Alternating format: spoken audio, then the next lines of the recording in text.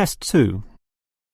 You will hear a number of different recordings, and you will have to answer questions on what you hear. There will be time for you to read the instructions and questions, and you will have a chance to check your work.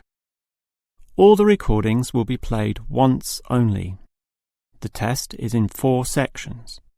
At the end of the test, you will be given 10 minutes to transfer your answers to an answer sheet. Now turn to Section 1. Section 1. You will hear a young student, Andrew, ringing an employment agency inquiring about their services. First, you have some time to look at questions 1 to 7.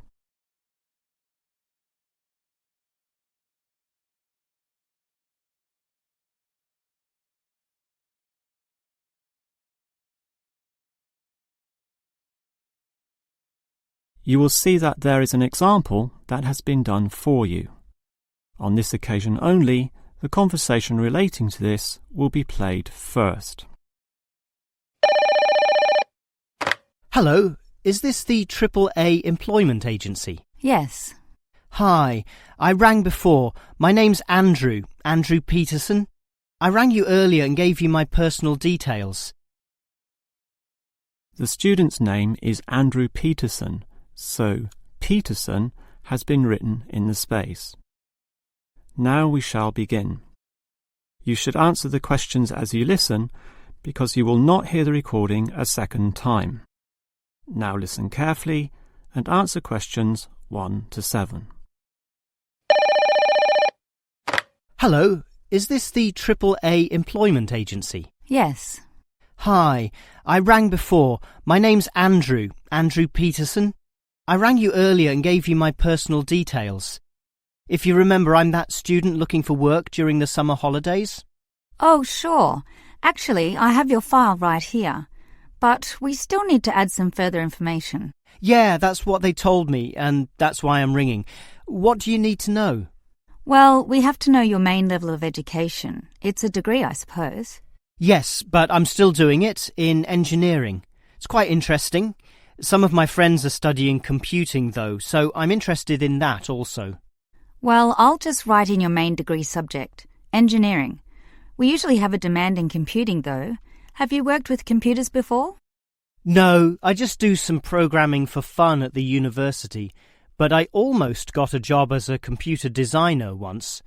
Actually, the only job I've ever had was as a car salesman, believe it or not. Well, at least you've had experience dealing with customers. What about hobbies, though? Sometimes they can help develop useful skills. In my free time I don't do much, mostly study. I play chess occasionally at the university chess club. That's right next to the tennis courts, but I'm not interested in that. Chess helps develop analytical skills, so I'll put that down. Of course, it's your main skills that employers want to know about. What would you say they are? Well, I'm in my 3rd year now, studying electrical machines and generating systems, but I'd say electronics is my best skill, much better than, say, my machine skills, which aren't so good, actually. OK. Machine skills are in demand, but so too are electronic ones, so we might be able to find you a part-time job in that field. But what sort of money do you expect to get? Oh, anything, really. I'd want the standard payment, let's say. What's normal? 1,000 a month? 1,500? I'll just put $1,200, OK? That's fine by me. When can you start? Say, within 2 days? Easily. Actually, less. In fact, just give me a ring and I'll be able to start immediately. Although I admit it'll take me a few days to get used to getting up early in the morning. OK, that's just about it. Unless you'd like to add anything else which may help with your application? Not really. I ride a motorbike, but that's unimportant. I'm friendly, but every applicant claims that, right? I can speak another language. Ah, that might be useful, depending on the language. Is it Chinese? A Chinese speaker would go down well. Spanish, I'm afraid. You see, I grew up with some friends who came from South America. OK, I'll write that down. But I don't think it will help that much, sorry to say. Before you hear the rest of the conversation, you have some time to look at questions 8 to 10.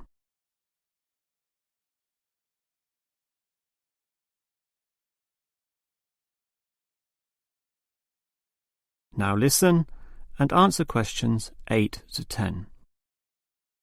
Well, thanks for your help, and hopefully I'll get a job soon. But can I just ask one more question? Sure.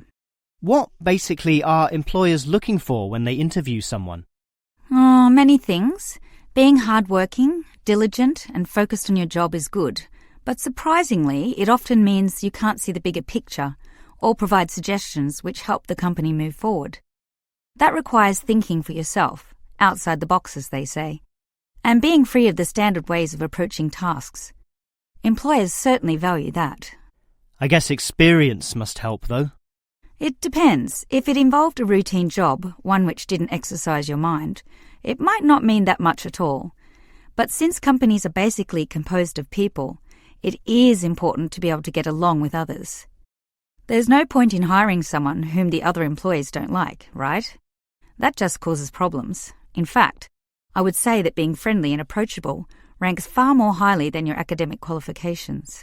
Okay, and that's all assessed at the interview, right?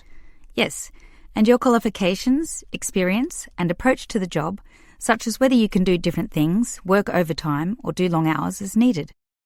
But those latter qualities are pretty much standard. What may be more important is based on the fact that things inevitably go wrong. Mistakes are made, and someone's got to fix them in a way that creates the least disturbance. People with demonstrated abilities to do this are certainly regarded highly. I see. That's very interesting. That is the end of section 1. You now have half a minute to check your answers.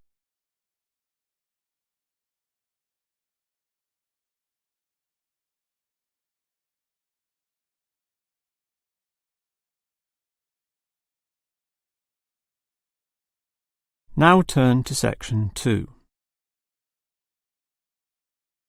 Section 2. You will hear the manager of the fitness centre giving information about the centre to some new customers. First, you have some time to look at questions 11 to 15.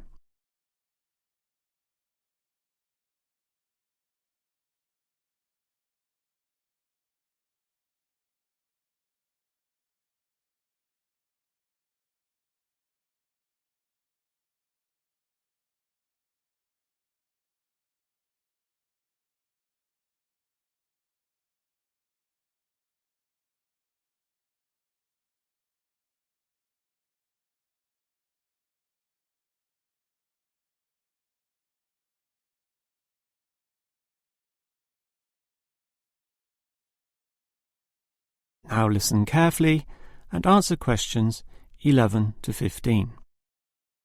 Hello everyone, and welcome to the Fit for Life Health Centre, a place which, as the name suggests, is not just for short-term solutions, but rather intends to put you on a sensible and achievable footing for the rest of your life.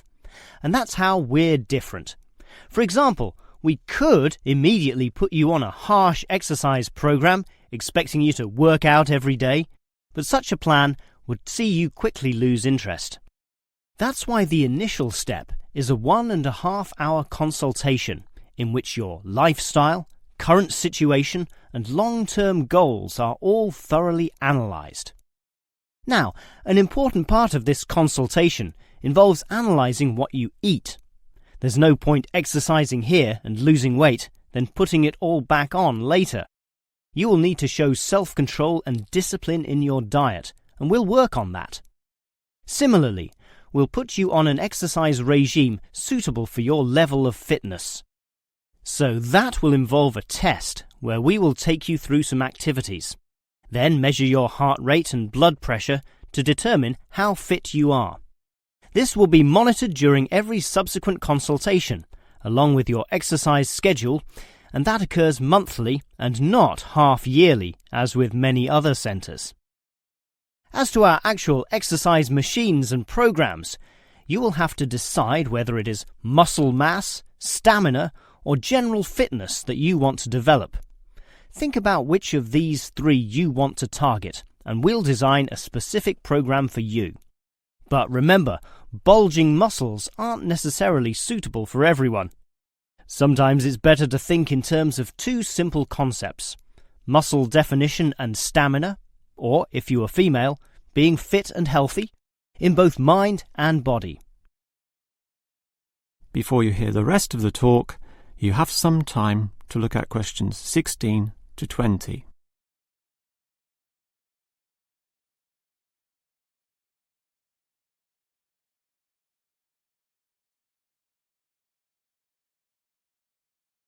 Now listen and answer questions 16 to 20.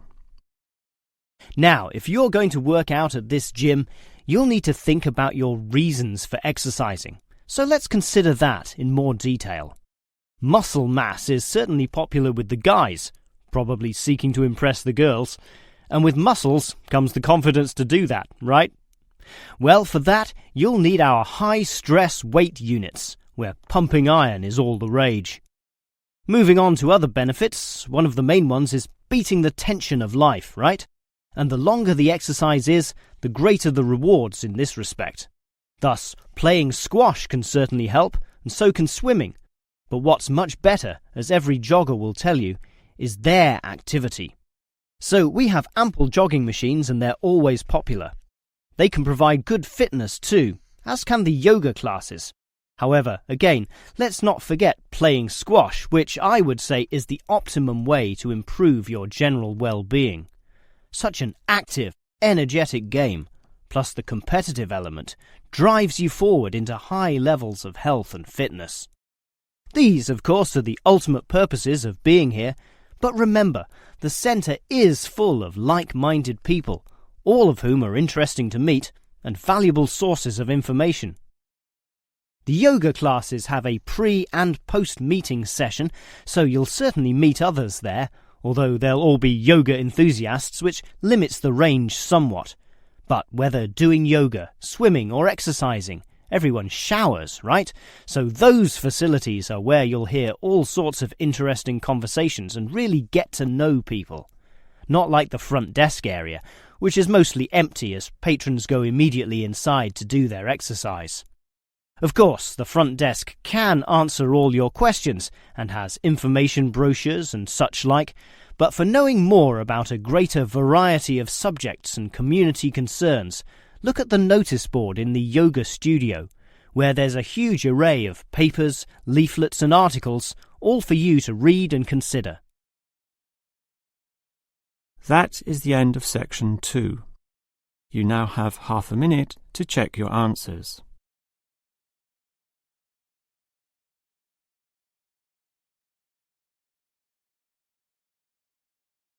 Now turn to section 3.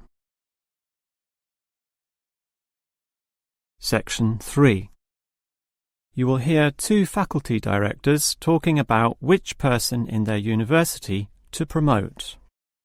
First, you have some time to look at questions 21 to 25.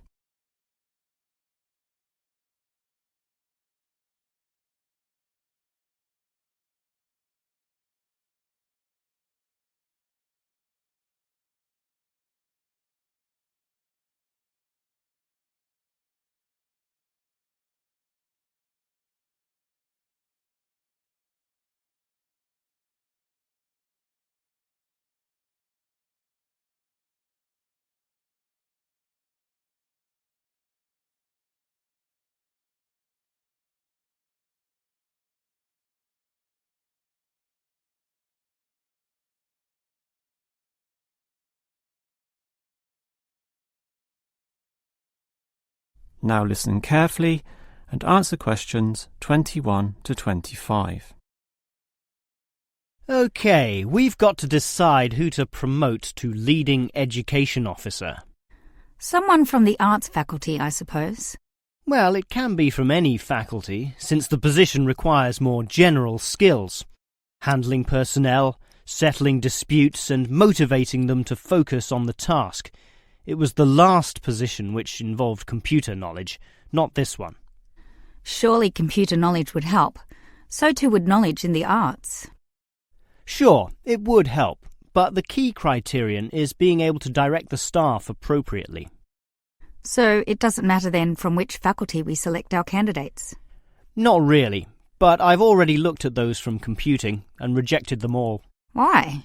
They're all too new, lacking in sufficient experience, whereas these ones from the business faculty are long-timers, so we'll take someone from there. I suppose you're right. The arts faculty doesn't present much in the way of suitable candidates either. But we'll still have to train the person, teach the ropes, as they say, and he or she will have to expect to do overtime as needed. Of course, it can get so busy that if we were open on the weekend, they'd have to work then as well. Just as well we're a Monday to Friday university, right? Right. But are you sure these people will actually want the job? The salary isn't such an improvement on their current ones. I know, but there are benefits. You get overtime rates, a nice place to put your car, as well as additional petrol money if you drive for company purposes, which they'll probably be required to do. But those benefits are quite limited, especially given all the work and responsibility involved. People often don't like that. They prefer the creative freedom of less senior teaching positions. Yeah, I know. But these candidates should realise that if they do this job well, there'll be more promotions down the line. You know how everyone likes having their own office, right? Sure. Well, that would come after a few years, if they're prepared to work hard and grow with the university. Yes, that should attract these people. Before you hear the rest of the conversation, you have some time to look at questions 26 to 30.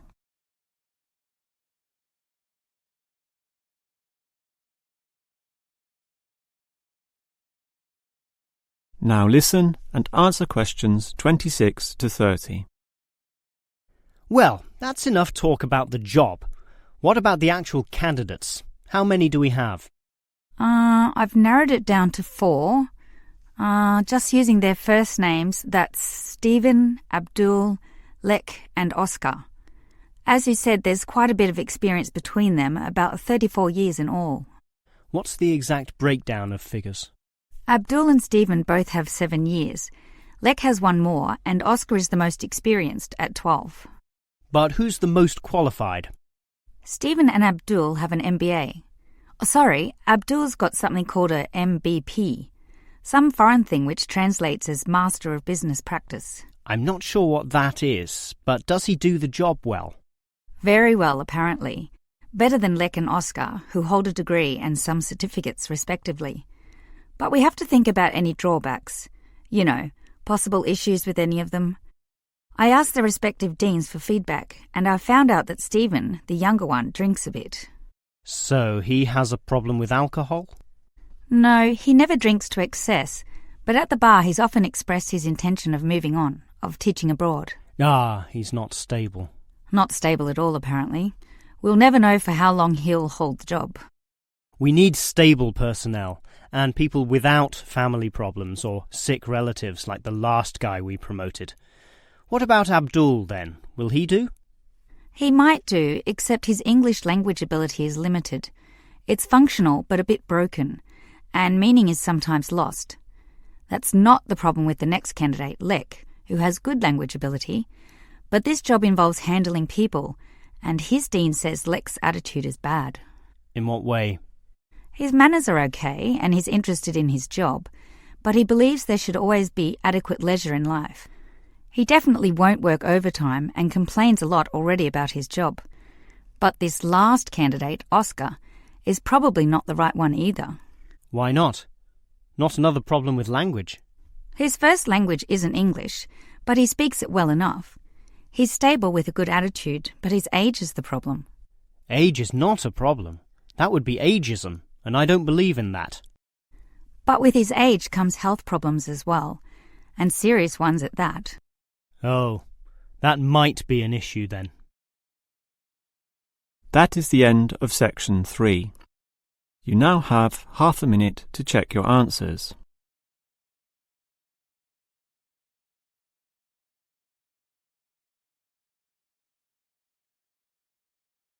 Now turn to section 4.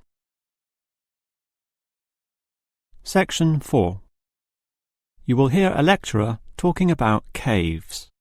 First, you have some time to look at questions 31 to 33.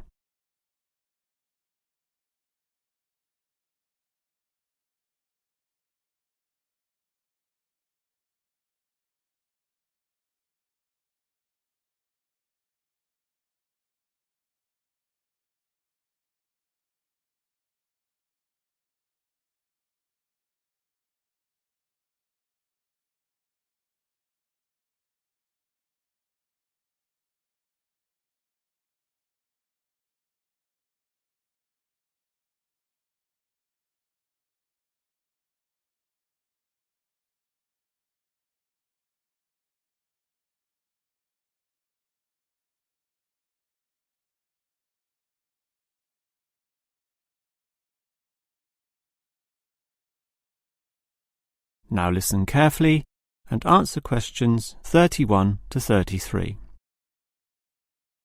If there is one natural feature which has long fascinated man, it is caves, those natural underground spaces into which people can enter. No known cave in the world can exist without it being extensively explored. Whether it be in remote areas, such as the Clearwater Cave in Borneo, or immensely long and difficult, such as Mammoth Cave in America. Or perhaps the most challenging, those caves below the water table, full with water, in which case the exploration is known as cave diving. Whatever the case, if the caves are known, as complex and difficult as they usually are, they will be explored. The formal name for the study of caves is speleology, and involves many disciplines such as chemistry, geology, biology, and cartography, or the science of making accurate maps, since the largest caves can be hundreds of kilometres long and highly complicated. If the exploration is just for fun, the activity is known as caving. But with the difficulties and dangers involved, the average caver is often involved with one of these speleological sciences. As for the number of caves in the world, research suggests that only a fraction have been found and documented, mostly in the areas in which caving has long been a popular activity, such as in America, France, or Australia. China, for example, has huge areas of limestone bedrock, prime material for cave formation, and logically must contain among the largest number of caves in the world. Yet only few are documented due to the lack of interest in caving there. Thus, as exploration continues, new caves will be discovered, and it is likely that the numbers could radically change in the future. Before you hear the rest of the lecture, you have some time to look at questions 34 to 40.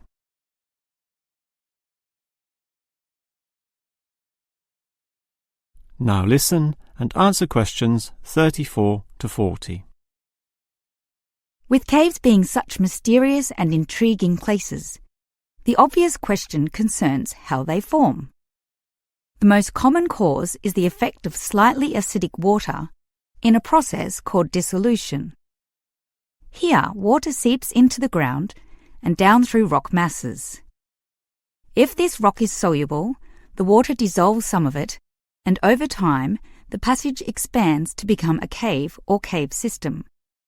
The largest and most common of these involves limestone, although other materials are possible, including gypsum, marble, and even salt.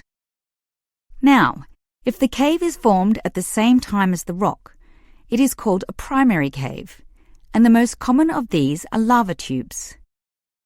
When lava from volcanoes flows downhill, the topmost surface cools and solidifies first, leaving the hotter lava to continue to flow beneath. If most of this eventually flows out, a hollow tube is left. The country, Iceland, has some excellent caves of this type, and even far-flung Australia has a few. Finally, there are sea caves, formed from waves pounding into coastal cliffs and eroding into fault lines or softer rock.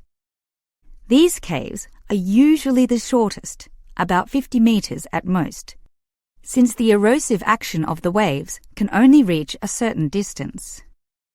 However, it is limestone caves which will always be the most interesting. This is due to the presence of limestone formations. As the groundwater seeps downward through the ceiling of the caves, it encounters a different pressure and temperature, causing it to deposit a small amount of its dissolved calcium carbonate. Over time, through the action of millions of drops, this deposition process results in ever-growing masses, known as stalactites, if hanging from the ceiling, or stalagmites, if growing from the floor. Alternatively, the water may flow over a large surface of rock, forming flowstone, and with other sorts of processes, can result in beautiful milky white formations of astonishing complexity. One of the best examples of this, as well as of what surprising discoveries may yet await, is the Lechu Gila Cave in New Mexico. In the 1950s, some cavers heard the sound of wind underneath some large boulders on the cave floor, a clear sign of a deeper passageway. It took until 1984 for a group of cavers to gain permission to start digging, and 2 years later, in 1986, they broke through into a walkable passageway, unlocking one of the longest cave systems in the world, the deepest in America, and some of the most beautiful formations ever found. Unusually, many of these were yellow with sulfur, suggesting that the caves were a result of hydrogen sulfide from nearby oil deposits. This was forced through fracture lines, combining with existing groundwater to form sulfuric acid, dissolving the limestone from the bottom up instead of the normal top-down seepage which characterizes most limestone cave formations. That is the end of section 4. You now have half a minute to check your answers.